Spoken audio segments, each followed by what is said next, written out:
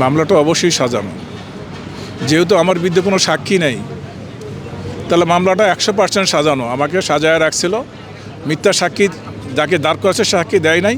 আমি এই অবস্থায় 16 বছর জেল খেটে গেলাম। আমি হত্যা মামলা খালাস পাইছি, আমাকে বিস্ফোরক মামলা দিয়ে আটকে রাখা হয়েছিল।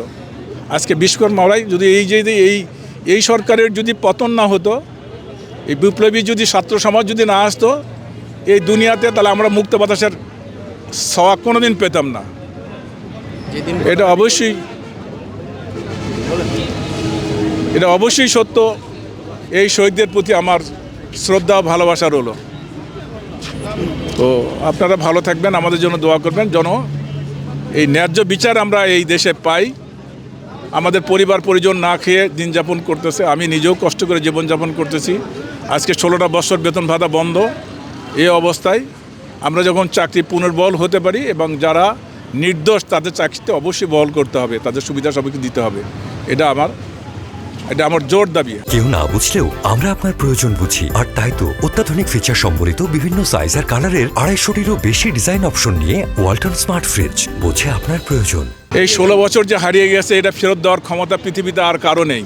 তবে আল্লাহ এটার বিচার করবে। যারা নির্দোষ মানুষকে জেলে পচায় মারছে তাদের বিচার আল্লাহ করবে। আমরা আল্লাহর কাছে বিচার চাইছি, আল্লাহ এদের বিচার করবে। আমরা তো শক্তিশালী কেউ না যে আমরা জোর করে বিচার করতে পারবো। আমরা শক্তিশালী কেউই না যে আমরা সমাজের বিত্তশালী ব্যক্তিদের জোর করে বিচার করতে পারবো। আল্লাহ যেন তার বিচার করে।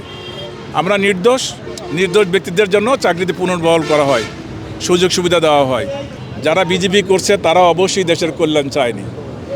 তারা দেশের কল্যাণ চাইলে বিজেপি কোনোদিন করতো না। তারা কল্যাণ চায়নি বিধায় বিজেপি করছে। এখন যারা কল্যাণ চাচ্ছে, এই জাতি সমাজ সবার দাবি বিজেপি থেকে বিডিআর আবার পুনর্বহাল হবে এবং শক্তিশালী একটা বাহিনী পুনর্গঠন হবে।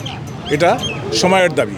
নির্দোষ সকল বিডিআর সদস্যের চাকরিতে বহাল করতে হবে, তাদের মামলা প্রত্যাহার করাতে হবে এবং যাদের বয়স আছে তারা যখন চাকরি করতে পারে সেই সুযোগ দিতে হবে।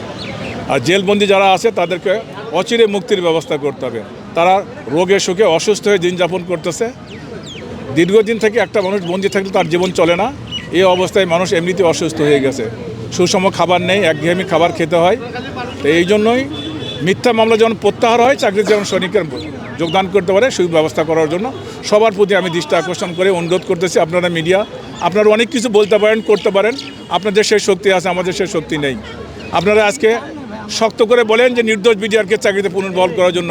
নিশ্চয়ই এই দেশের শক্তিশালী সমাজ অবশ্যই তারা নির্দোষ বিডিআরকে চাকরিতে পুনর্বহাল করবে ইনশাআল্লাহ, আপনারা যদি লেখেন আমাদের সম্বন্ধে।